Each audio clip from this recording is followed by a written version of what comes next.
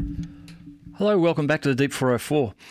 I want to just talk a little bit about just a daily update and a bit of a weekly summary of what's happened in Ukraine. So this summary is just going to cover off the 23rd to the 29th of December, and I'm just going to get something up here on the screen, which I should have organised earlier, but anyhow, let's just get this going for you. Here we go. Just have a look. Quick look at this. This is sped up at the start, of course.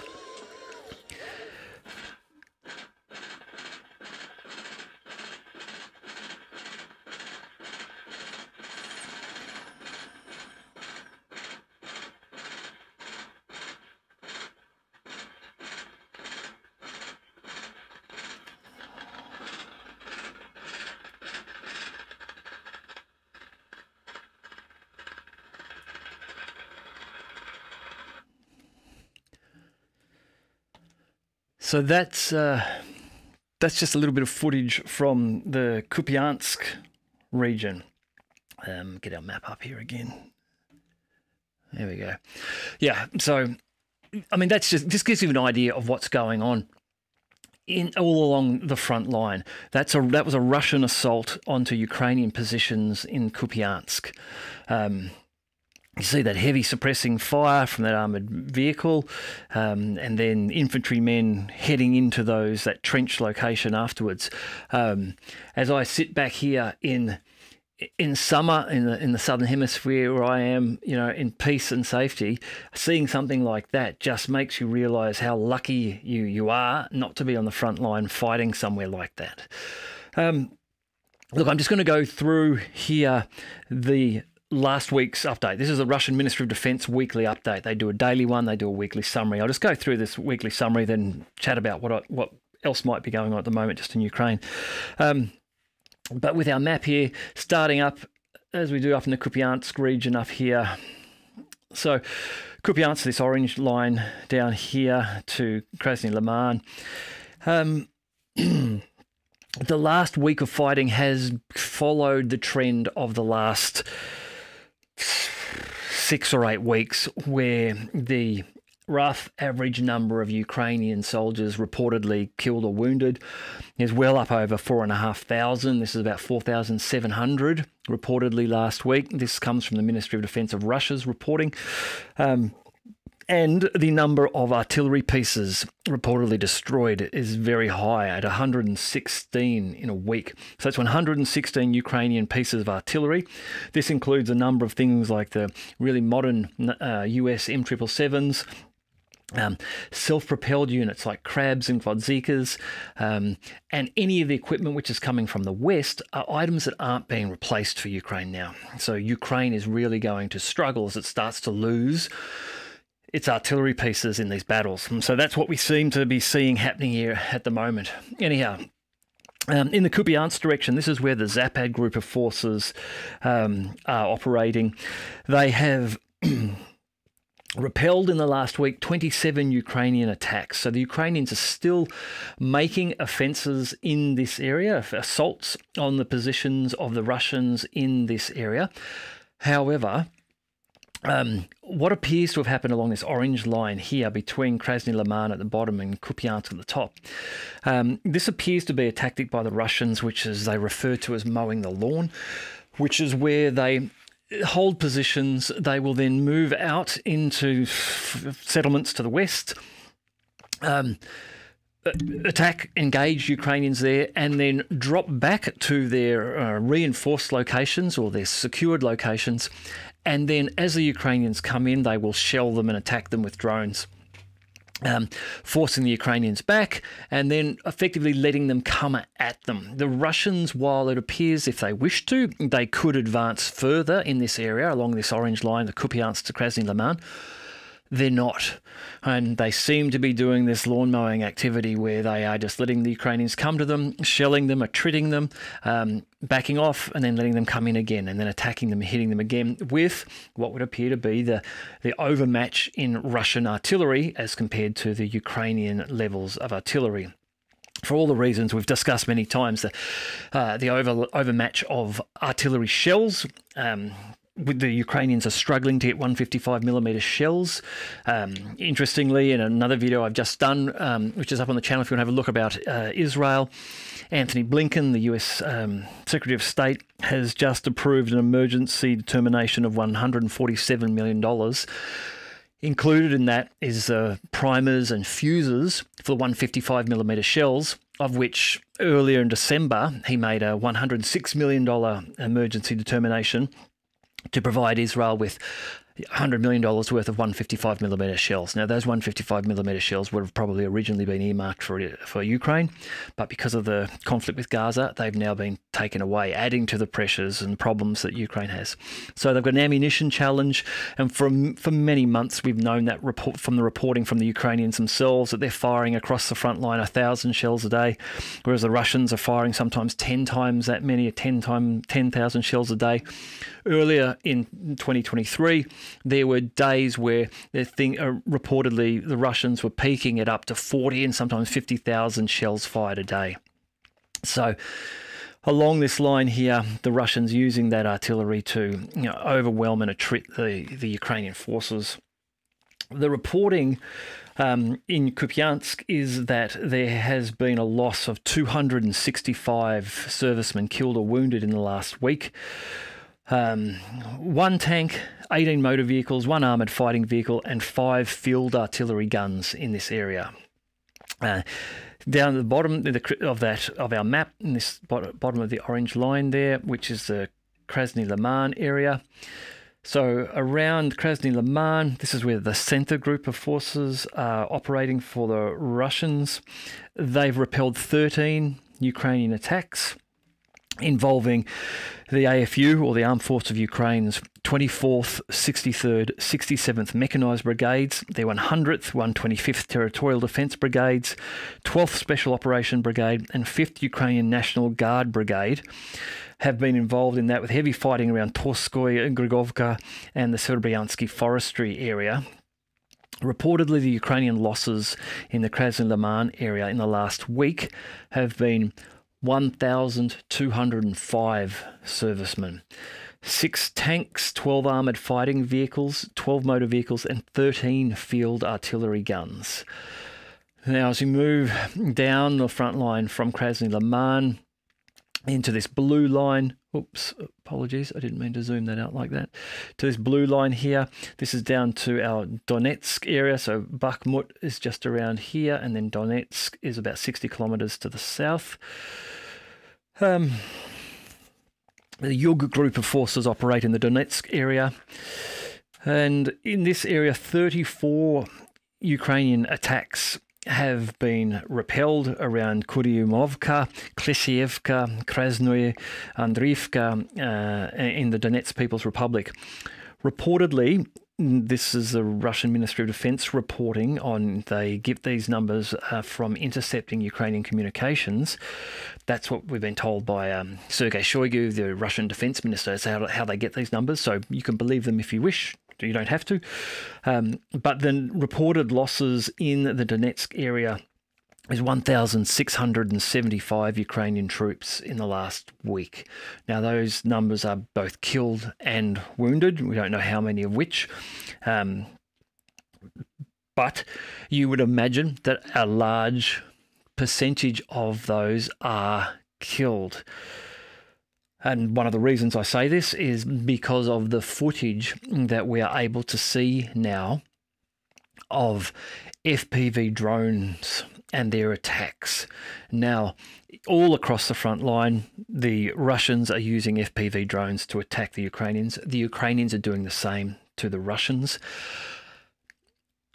A report I've just read is that since the start of the conflict in February 2022 until today, the number of drones supplied to the Russian frontline forces has increased 16 times. There's been a 16-fold increase. These drones, these FPV drones, are able to be used to make accurate pinpoint attacks on an individual or a group of soldiers. Now, we're seeing two primary uses of these smaller drones. FPV drones. One of them is in direct attacks where the unit seems to have one explosive charge attached to it. So it's a sort of a suicide mission for the drone. And again, we're seeing these fly in and strike individual soldiers or individual vehicles, maybe a vehicle with a trailer or on the back, transporting people with 5 or 6 people in the back, one of those striking and no doubt killing or wounding, perhaps all of them in some cases. And then the other thing we're seeing, just a wealth of videos, is drones which seem to be carrying 1 or 2 grenades and them dropping them, again, pinpoint onto 1 or 2 or 3 men at a time. And in some cases, dropping one, wounding someone, and then dropping the second one once that person has been immobilized right on top of them to kill them. And those drones not being sacrificed, flying back, I imagine landing, picking up another 2 grenades and going out for another mission. So because of this accuracy given by these FPV drones, I believe that the killed to wounded ratio will be very high. And I also think that will be increasing for another reason. From the start of the conflict until now, the use of drones for the sighting and spotting and accuracy of the artillery, obviously on both sides, but in Russia's case having far more of it, having more devastating effect on the Ukrainians, enabling now the artillery to become less indiscriminate and more targeted and more accurate, therefore more lethal, more likely to hit the locations that you wish, and being more accurate and then therefore being more lethal. So of those 1,675 troops in the Donetsk area reportedly killed and wounded in this last week, I imagine a large number of them will have lost their lives, and obviously even of those who are wounded, a number of those won't survive their injuries even once they get to medical attention. Also in this area, reported losses: 13 armoured fighting vehicles, 29 motor vehicles, 1 Czech-made RM-70 Vampire multiple launch rocket system, and 49 field artillery guns. That's 49 field artillery guns. So in this area around Donetsk, heavy fighting. Reportedly, the Ukrainians have lost nearly 50 field artillery pieces. This is a dramatic number for them to have lost. It really is. It's going to impact them in a very, very big way.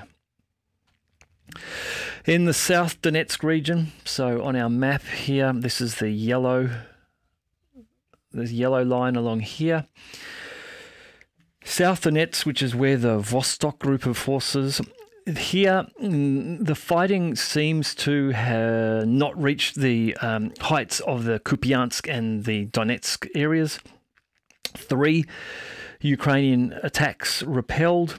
However, the losses here still high at 675 Ukrainian troops reportedly killed or wounded, 2 tanks, 4 armoured fighting vehicles, 19 motor vehicles, and 15 field artillery guns.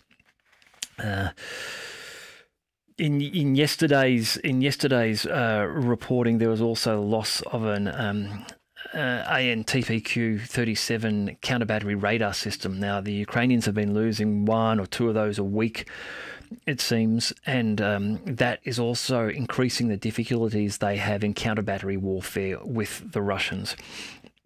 The Russians are able to target the Ukrainian artillery. If they take out one of those radars, the Ukrainians then not able to target the Russian artillery as well. So the success rate of the Russians destroying the Ukrainian artillery increases. And then once the artillery is gone, the Ukrainians start to lose their protection. And if they are making assaults, they're not able to soften up the Russian positions first with artillery, making their assaults harder and higher numbers of casualties for them. In the Zaporozhye region, which is the area in green here, the bulk of the activity here has been around Robotne and Verbova. They have the Russians have reportedly inflicted losses, though, even up here around Mala Tokmachka and Orikhiv, around these areas.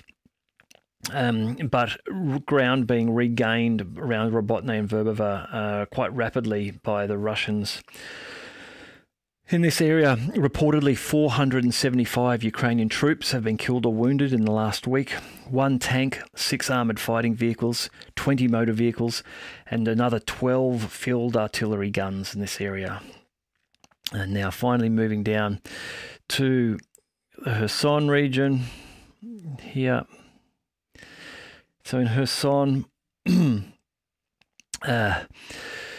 the reports are that the ongoing Ukrainian attempts to cross the Dnieper River around the areas of Krinky up here, because actually Laheri around here, these are effectively being thwarted now.